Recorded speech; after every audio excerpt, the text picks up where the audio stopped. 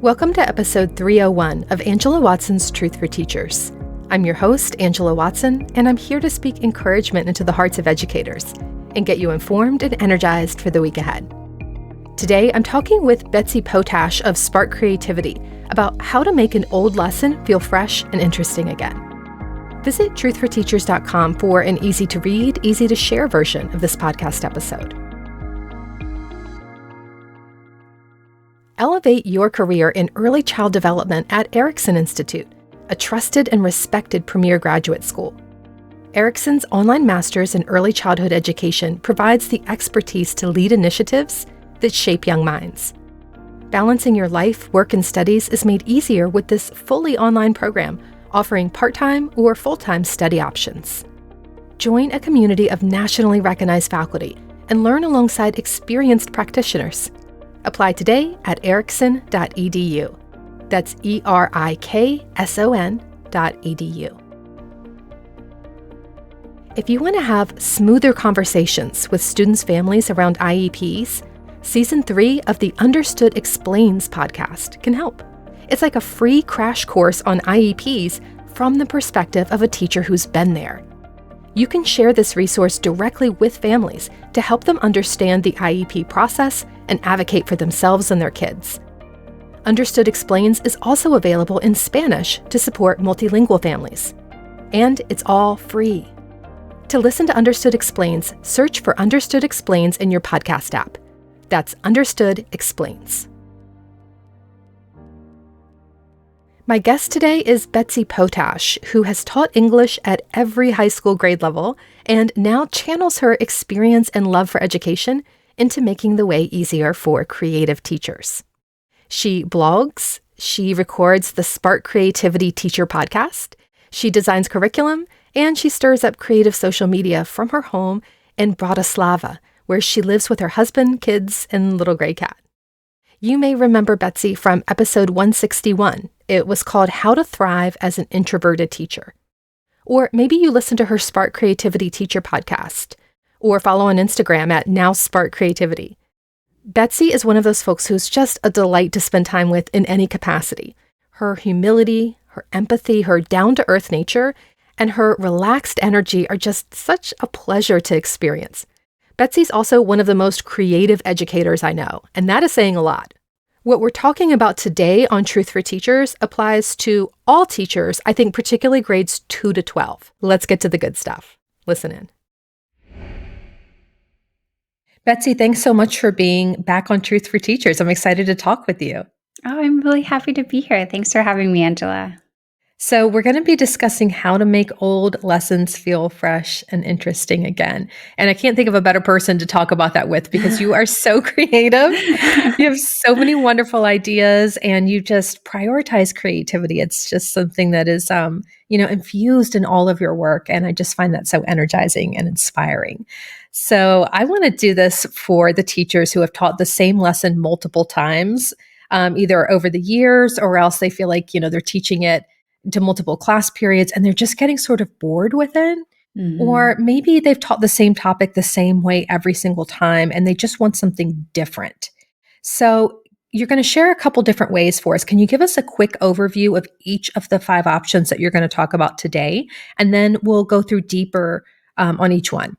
Yeah, that sounds great. So I have to admit that I sat down to do this and I tried to come up with my 3 favorite creative makeovers for lessons. And I wrote them all down and then I was like rollerblading and I thought of some more and I was in the car and I thought of some more and I was washing my hair and I thought of some more and I was like, Angela, I cannot do 3.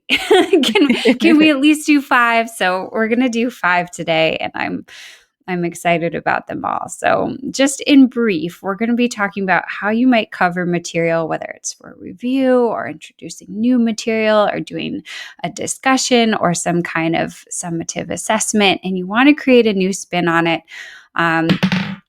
And these are the ones I'm just going to quickly hit on them. So you might have your students create podcasts about the content in your class. This is a strategy that I absolutely love. It's super flexible. You can use it for so many things. We'll jump into that. you might take your lesson as it stands and break it down into stations. Stations are such a flexible strategy that can be used in so many fun ways. We're going to talk about that. You might try my absolute favorite unique take on discussion, which is called hexagonal thinking. And don't worry, I will explain what that is when we get to it. You might take a unique approach to the escape room trend and have your students design escape rooms. That's number 4.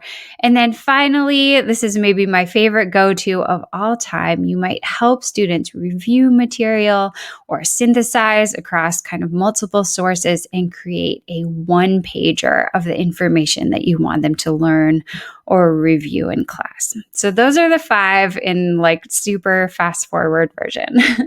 Awesome. All right, let's dive in with that very first one, podcasting with students. Yes. Okay. So this is a real favorite for me. I've designed like 8 different types of student podcasting projects. And I think for students who have grown up in this world of audio and visual, it's actually much less intimidating than it can be for us as teachers. When I assigned my first podcasting project, I had no idea how to podcast. I didn't own a microphone. The only time I used my headphones was on a run, and I didn't know what I was doing, but quickly my students figured it out and they had like no problems with the tech. And since then, I've realized it's really not about having the perfect sound mixer, the perfect music. All you need is this simple website called Vocaroo that has like a big red record button, and you have students press record and it records the podcast. And once you know that the tech isn't going to be an issue, there's just so many ways to have students create a podcast around the content for your class. So let's say, for example, that you're a Spanish teacher and last year in your Spanish class, you wanted to cover 5 different Spanish artists. And so like every Monday throughout your 5-week unit, you gave a PowerPoint about these Spanish artists, right? You wanted to convey the information to your students. You made a nice PowerPoint, but you found that it was hard to capture their attention. Another way to cover the same material would be to turn these artists over to your students and say, hey, let's get into groups. I'm going to give each group an artist, and I want you to create a 90-second podcast in Spanish about your artist using, these verbs we've been working on that relate to art. And then you're going to give them time in class. They're going to come up with like a little hook for their show. Maybe they're going to add in some fun music that reminds them of their artist. They're going to hit the facts in Spanish, and they're just going to be practicing all these different skills at the same time that they're conveying the exact same information that you would have conveyed in your PowerPoint back to the class. And then at the end, you get the links for all these podcasts. You can either play them in class or you can design like a choice board of the podcasts and let students just decide which artists they want to learn about. And there are just so many ways that you can put your own spin on this, depending what discipline you're in, where you take the content that you would have needed to present to kids and you turn them into the teachers to present back to each other. And it's just, they learn about it on a deeper level. They get to integrate this technology that they find interesting and relevant, and they get to participate in a genre that's very real world, right? I mean, there are hundreds of thousands of podcasts. There are professional podcasters out there. Obviously, you and I are both podcasters, so I don't have to talk you into the fact that it's a career path. But my experience over and over has been that this is really interesting for students. And so it's just a fun way to create a twist on any basic presentation in class. What I like about it is you said like 90 seconds, right? Yeah, it can be super quick, or of course, it can be long. It's up to Right. you. Right. The idea of a really, really short one, I think like that it is cool because, so often when students are asked to share information with the class, it includes writing or it includes some sort of visual, a presentation. They're making a video or, a slideshow or making something in Canva or whatever. And for a lot of kids, that's intimidating. That takes a lot longer. Just Mhm. focusing on the audio. I mean, the great thing about audio podcasts is that, you're really focusing just on the words. It's the content of it that I think is so very powerful. Yeah. Yeah, and you can really, you can start with keeping it simple. A 90-second audio helps students get comfortable. Then maybe later you want to do a longer project, and you're going to have them create a companion visual cover like they would see in a podcast player app. Or you're going to have them create like the show notes, like Mm. they would create if they were a blogger or they were a business that was producing a podcast. You can kind of decide how complex you want to get with it. But it's just this really neat genre that you can tap into as long as you don't feel that sense of fear around the tech. Can you tell us about the tool that you use and what that's like on the back end for teachers in terms of like being able to collect all of the podcasts and share them? Yeah, absolutely. So it's really an extremely straightforward process. If you go into Chrome and you type in Vocaroo, you'll get to this website called vocaroo.com. And it literally just says, click the big red button to record. And there's a big red button in the middle of the screen. And so your student will have their script, their music, whatever they want to put on their podcast in front of them. They will click that red button and record their 90-second podcast or whatever. And then there's like a stop button. They'll click the stop button. And then there's a line that says, do you want to download your audio file? And they'll click that they do. And so then they'll have the audio file. And what I think is the easiest as the next step is just to upload it to their Google Drive and to change the sharing settings to public. So just like if they were sharing a doc with you or a slide presentation, they can change it to public so that you can then listen to it, the class can listen to it, or you can do like the permissions to the class, however you have it set up in your classroom. And then you'll just have a link to it, and you can create a linked list of the class podcasts for everyone to experience, or you can just play them out loud in class, or you can just collect them and grade them if that's the type of project that you are doing. Okay, awesome. So that's podcasting. Let's move into our next idea for making an old lesson feel fresh and interesting, and that is stations. Stations are Yeah. one of my favorites, so I'm really excited about this. Oh, good. Well, I love stations too. I feel like virtually any lesson can become stations, and that's one of my favorite things about it. So, Yeah. let's kind of quickly talk about how you can set up successful stations. I think there's a few components that you want to hit. Number one, when students come in, you want to have some expectations up on a slide on the board for what station time is going to feel like. About how long are they going to spend at a station? Are they allowed to talk as much as they want? Are they supposed to be whispering? Is there a certain access path for getting help with the teacher, that kind of thing. Just a few basic expectations. Then around the room, you're going to have pulled your desks or tables into these kind of little areas. And you're going to want some kind of label. Station 1 is this, station 2 is this, station 3 is this. And then you just set up the types of activities that you want them to do at each station. So for example, maybe you're an English teacher like me, and you're giving a bunch of information on a literary movement. And in the past, you've done it as a lecture, but you feel like you're ready to give it a glow up, right? So you're going to turn it into stations.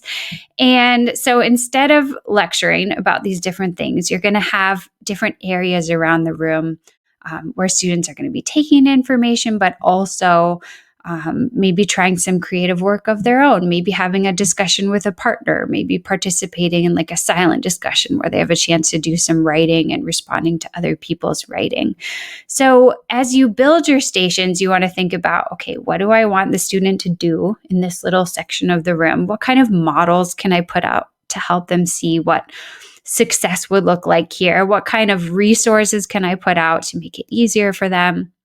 And then it's just kind of fun. You're like, okay, I want them to watch this amazing 4-minute video that I found about the literary movement at this station, and then answer these questions with a partner. When they get over to this station, they're actually going to put on headphones and listen to this interview with a historian on a podcast that I found.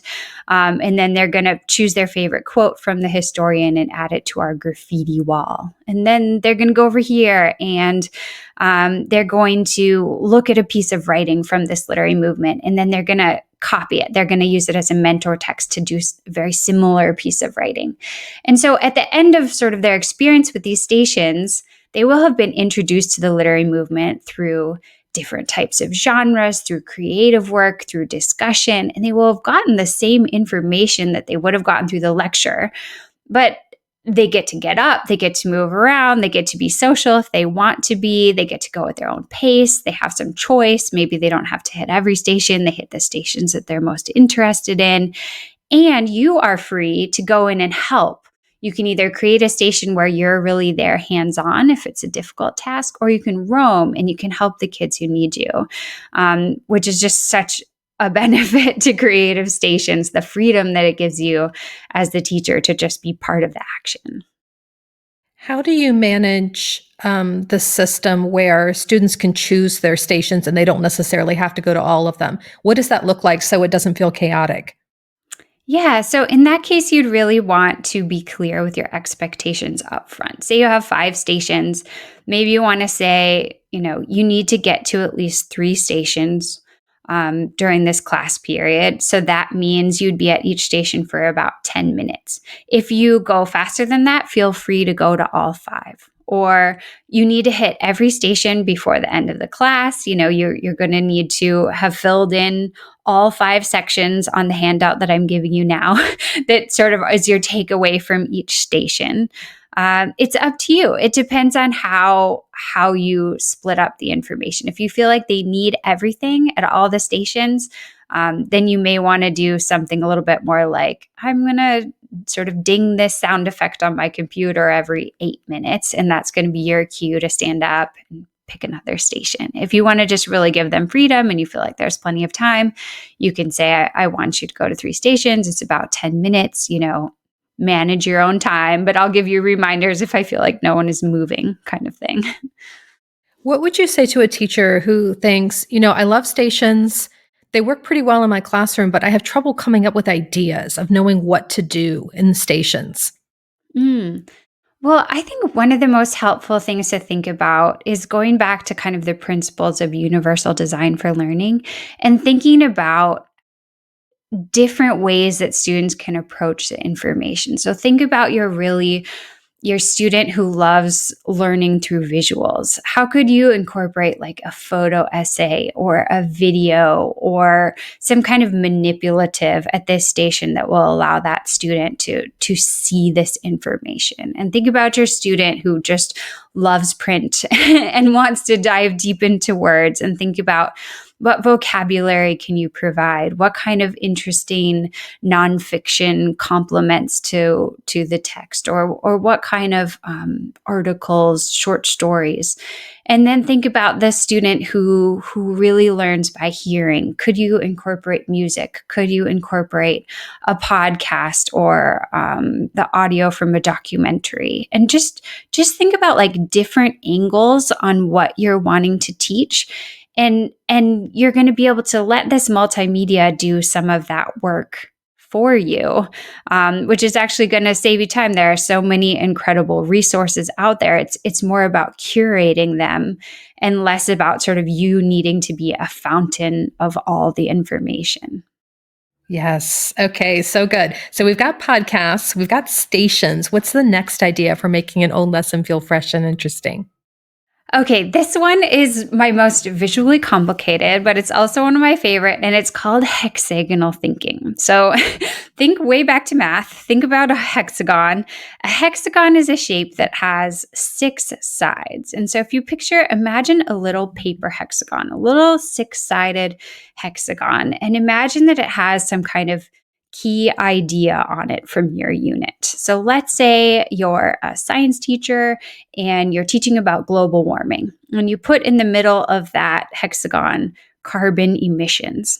Now, as you create more of these hexagons, you're going to be thinking about key ideas from your unit that you want students to connect. You're going to create a deck of hexagons with all of these different key ideas. So terminology from your unit, maybe quotations from your unit, could even be like types of equations from your unit. And then you're going to think about other ideas from other disciplines, ideas from the modern world, news stories, public figures, anything that can connect with your unit that you think would be sort of fascinating fodder of conversation for students around this topic. And you're going to create this little kind of paper pile of hexagons with your different terms. And then what you're going to say to students is, in your small group, spread out all these different little pieces of paper with all their different little words on them.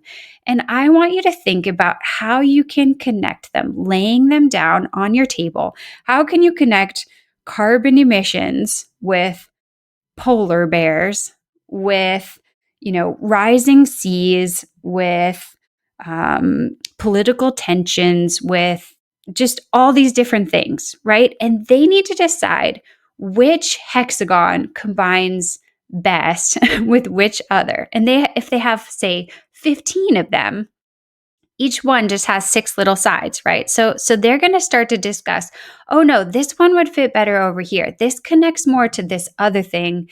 This little card needs to connect here to this like central idea. And someone else in the group is going to be like, no, no, no.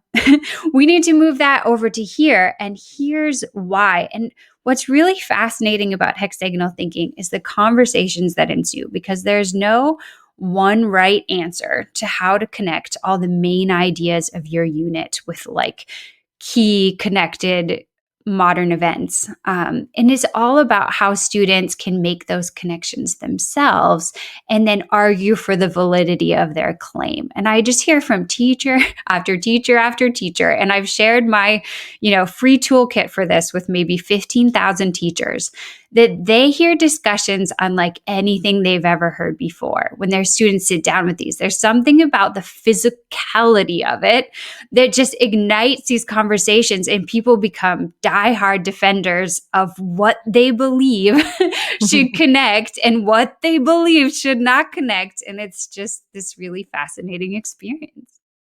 So I'll link to your free toolkit then, because that's going to help teachers with the logistics of it.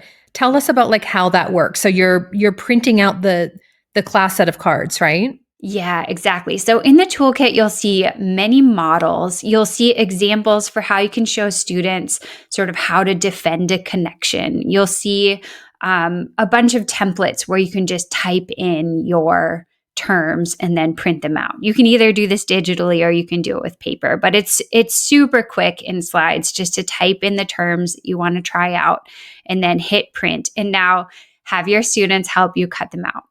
This is like the number one question. Okay, Betsy, now I have 500 tiny little paper hexagons and a scissors. I don't want to spend the next 4 hours doing this. Yeah, just bring the sets of hexagons to your groups and have them cut them out, and then it will be much easier for you. Okay, very good. Your next tip is escape room design. Oh, yes. Okay, so escape rooms are, I think, like undeniably one of the most engaging teaching strategies out there. But I have had the experience that maybe many listeners have had, that it takes like 10 hours to create an escape room from scratch. It is exhausting. If you have an entire PD that you can devote to creating an escape room, fantastic. But if not, you may never have 10 hours free to design your like Spanish subjunctive escape room or your, World War II escape room or whatever. And so what I've come up with as an idea is to create like a digital toolkit that's editable, which again, I've already created for you as a free resource, and then let your students customize it to create their own escape rooms. It once again puts them in the driver's seat as the kind of the teacher. You can break up almost any information that you want to teach into sort of different categories that you can give to student pairs or student groups and invite them to create an escape room around the material. And so then it becomes this really fun group effort where everybody's putting in the excitement and the research and the kind of detail work to make an interesting escape room, because then their peers are going to play it instead of you front loading a million hours of effort and then hoping that you can get them to buy in and having like a really exciting 30 minutes. You spread that out and let students invest in the quality of the learning to present information to each other. And I just think it's a great way to turn this strategy into something that's a little bit more practical for use. Because escape rooms, as wonderful as they are, I mean, it's like creating a 12-course dinner for your family at dinner. Like maybe you're gonna do it once every 10 years.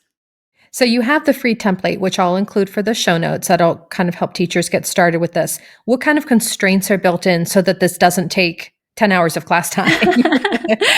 Yeah. So with the template, and obviously you can use my template, but you could also create a template of your own. It's kind of like it's just a set of slides that kind of shows there's one slide that's the room. That's it. In my version, it's like a coffee shop, and there are different areas of it that are clickable. And if students click on like the computer in their room or the menu in the coffee shop or the cell phone sitting over on the table, it takes them to another slide.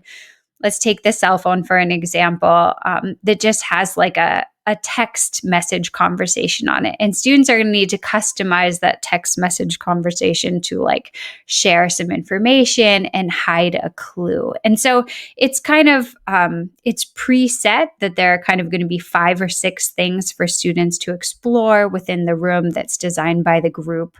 And so, they need to figure out how to convey their information about like the World War II battle or the type of poetry that they're covering or whatever content you've invited them to share back with the class. They need to figure out how to embed that into these 5 little moments in the escape room. And then there's kind of a place where they can create the key where like students have to put in their answers for the different locks to break out of the escape room. But because it's kind of templated for them, it's not going to get too out of control. It's not going to take them 10 hours to create, and it's not going to take you 10 hours to solve. I bet kids love doing those. Escape rooms are they're unlike anything else. We live here in Bratislava, and like half of my son's friends here have escape room birthday parties. So that's how Yep. they really want to do it. Yes. So your last idea is the one pager. And this one I know is super versatile. This is one of my go-tos as well. So tell us about the one pagers. Yeah. Okay. So a one pager is basically a way for students to share what they've learned about almost anything onto a single piece of paper through some kind of combination of imagery and words. And there's this concept of dual coding that applies to one pagers, it applies to sketch notes, anything where students are processing information through both their visuals and their words. It makes the information more memorable for them. They're using both halves of their brain to kind of store and code that information. And so let's say you're reviewing before a big test and you want students to look back over the chapter and figure out like all the key ideas. But you don't want to just say like reread the chapter. You don't want to just say make like a bulleted list of everything important in the chapter. You might consider doing a one pager and saying like, hey, I've given you this piece of paper. It's kind of broken up into these different sections. I want you to put all the key terms up in the upper left with some illustrations of them. And I want you to put the equation that you feel is most important for you to remember in the upper right, along with like a crucial example of it. And I want you to draw a model of, this concept in the very center circle, and et cetera, et cetera. If you give them a guide like that, if you say like, this is what we are reviewing, or this is what we're synthesizing, and this is kind of a rough guide to how I want you to do it, and a little bit of advice as to where to put what, it takes away some of the open-endedness of like create a one-page version of everything you've learned. Like that's a little bit terrifying in my experience. And so you give them that little bit of creative constraint. I'm most familiar, of course, with doing it for English. So for me, it's like put the central theme in the middle of the page in the like star that I've put for you in the middle, and then illustrate it and like represent the protagonist in the bottom left section and find a crucial quotation that represents that protagonist, and draw an icon that represents their journey. And you just mix and match ideas and visuals. And as students dive into that process and have to decide what's truly important enough to go on their one single page, um, they learn a lot. They learn a lot about what they've learned, and they start to really like have it accessible. Around how much class time do you recommend dedicating to a project like this? Yeah. It depends, I guess, on how much depth you want to go with it. I think usually one classroom is going to be enough. But if you're trying to do it as like a summative assessment and you really want them to demonstrate everything that they've learned, then you might want to. Are there any options for compiling them, sharing them, making them accessible? Like once they had this wonderful finished product, is there something else that teachers can do with these in order for kids to see what other students have done and extend the learning? Yeah, great point. For sure, one pagers lend themselves beautifully to a gallery walk. If you're using them as a review tool, then it's even better in that way because students can actually be going around and learning from each other's review. It's going to help them just continue to process information in new ways through both the visuals and the written elements. And then they create just stunning displays as well. So the visual element of them is just, one of my favorite things about them. They're fun to create. They're fun to learn from. Betsy, I feel like you have a community of educators who are super creative or they want to be super creative, and creativity is really important to them. What would you say to a teacher who's listening to this and thinking, how does she come up with these ideas? Like, how did she think of this? When I think about planning my lessons, I literally just don't know what to do. And I end up just looking through things online. I get overwhelmed. I look at what's in the teacher's guide and it's super boring. Like, how do I train myself to come up with these kinds of things and think of them myself? Yeah, that's really interesting.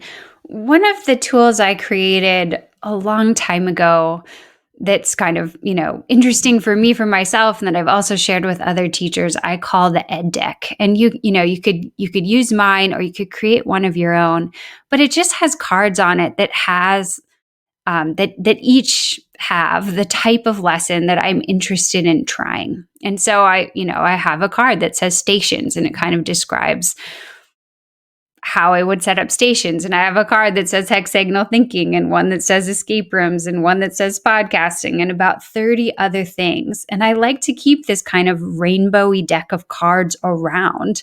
And if I don't know what I want to do, I can flip through there or I can create a bulletin board of it or I can just have one card out that's like the type of pedagogy I'm hoping to try sometime soon, just as a reminder to me. And so some summer when you're like all over Pinterest or Instagram or reading 5PD books or whatever, you can create your own little deck of ideas instead of having kind of 37 saved Instagram posts and 27 Pinterest boards and all these screenshots from Facebook. I mean, those are all wonderful too, but it can be kind of overwhelming if you can narrow them down to your favorites. That can kind of help you keep what you want to try at your fingertips. I think that's great advice because a lot of people who don't consider themselves creative, that's a whole nother topic because, of course, everyone is creative, right? But it is a skill that you train in yourselves. And a lot of people who don't think of themselves as creative think that like these ideas just come out of the blue. And they do Mm. sometimes. But also, people who regularly create have structures, systems, references. Artists have notebooks full of ideas, sketchbooks. Oh You're yeah. constantly surrounding yourself with these things that get you inspired. And that's what I hear with this deck of ideas is like it's something to go to when you don't feel that inspiration. When you have that spark of creativity, you record it and then you have it to reference. And it's interesting that you think of it as like a deck because when I was in the classroom, I thought of mine as like we had like an index card box, and so I Yeah. called it like my box of tricks. Like teachers always need to like find Yeah. like to pull out of your bag, like a bag of tricks, but I didn't want to keep them in a bag that's disorganized. I want them organized. So it was my box of tricks. And I created that resource. It's in my TPT store. It's on Oh, my that's Truth for Teachers awesome. shop. And it's these go-to strategies that are open-ended that you can just plug into any activity. Some are for lessons, some are for review and things like that. And that's what I use to go through when I'm like, okay, I don't know how to teach this topic or I don't know how to review this topic. These are things that have worked before. And I think that's so important to have a reference for yourself. Like you said, you can use someone else's as your base. You can, spend some time in the summer or whenever just collecting ideas. Or I think you can really start anytime. I mean, probably anyone listening to this can think of 10 things off the top of their head that they do that work really well and that their students love. Just put it in a Google Doc and have Yeah. it for yourself and then add to it. Then you come up with something new, add it there, put it someplace so it's all in one central idea and some central source. And then when you're lesson planning, you can just pick and choose these things.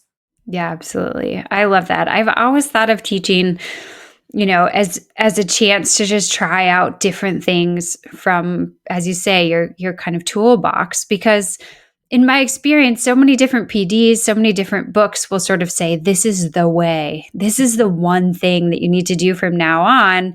And I'm always like, that's a way. I Mm. like that way. I'm going to try that way, but I'm not going to throw out my 47 ways that I've gathered so far in my career. This is going to be number 48. And that just makes it joyful. It's just this Yeah. process is a lifelong process of collecting ways of teaching that work. And we all know as educators, like we see things in the world and it gives us a new idea and then we have a new way. Yeah, and that's how you keep teaching from getting repetitive and Yeah. boring. That's how you keep it fresh, is to have these collections of ideas. And like, it's interesting to see the differences between elementary and secondary teachers, because I feel like with secondary teachers, a lot of times you're teaching the same thing at the same time to multiple class periods. So it gets really Mhm. boring. You're like, you can't even remember, did I say that to this group or to this group? Yeah. And so, so that's one challenge to keep yourself from like being bored teaching the same thing multiple times all at once. For elementary teachers, a lot of times you don't teach the same lesson again for a whole other year if you only teach one group of students. So you forget what you did. And if you Yeah. don't have this database of ideas where you can look back and be like, oh yeah, this is a really cool thing that I could try, it kind of helps you get out of that rut and think about, okay, what are sort of like my my most used strategies, the ones that I know for sure are going to work with students. And then I can just sort of plug them into different things instead of always reinventing the wheel and trying to come up with an idea for every topic. Like, let me figure out how to teach solar systems. How do I teach adverbs? Like, there are versatile strategies. You don't have to find something specific to that, like Yeah. with the moon phases, people will use Oreos, right? Or cookies or something like that. You don't have to have something that is specific to that topic. You can have a collection of ideas that are open ended, like these podcast stations, all of that kind of stuff can be applied to any topic. And then you're Yeah. not spending so much time looking for lesson ideas for one specific thing. Yeah. Yeah, I really agree. No, it's just like it's a joyful process to just Mm. be collecting the things that you know you can truly trust. Yes, I love that. Anything that brings more joy back into teaching is a Yeah, good thing. absolutely. So, Betsy, before we close out the show with your takeaway truth and the most important thing you want teachers to remember, tell us where folks can go to get more ideas from you, because you have a wealth of just incredibly creative resources for teachers. And I want them to know about it. And I tell them about your podcast too, because if they like Truth for Teachers, they are going to love Spark Creativity. Oh, thank you so much. So, yes, I also have a podcast. It's called the Spark Creativity Teacher Podcast. And we talk exactly about things like this in pretty short episodes. Each one is kind of like a little quick workshop where you can get a strategy for your creative classroom. And then beyond that, you can find me at nowsparkcreativity.com and explore the podcast, my blog posts, Instagram, and then I have a curriculum membership as well called The Lighthouse, where I design these kinds of materials full time all year long. So, what's something that you wish every teacher understood about what we've talked about here today? Well, I think when you start to jump into revitalizing your lessons, I wish I could just take the pressure off you. That it doesn't have to be perfect, that it doesn't have to look like Instagram, that it's like it's just brave and exciting to try something new in class and see what happens. Maybe you've never done a podcast before, but that doesn't mean you won't learn a ton alongside your students, and you won't all like really take something out of that process that will then give you more confidence to try another something new on some future day, and another something new. And it will become this beautiful snowball of creativity for you as you build your confidence. Thank you so much, Betsy. This is so inspiring and energizing. It makes me want to go create. And that's what I feel like, that's the impact that you have on people. And I'm just so grateful you're putting that work out into the world for teachers. Oh, thank you, Angela.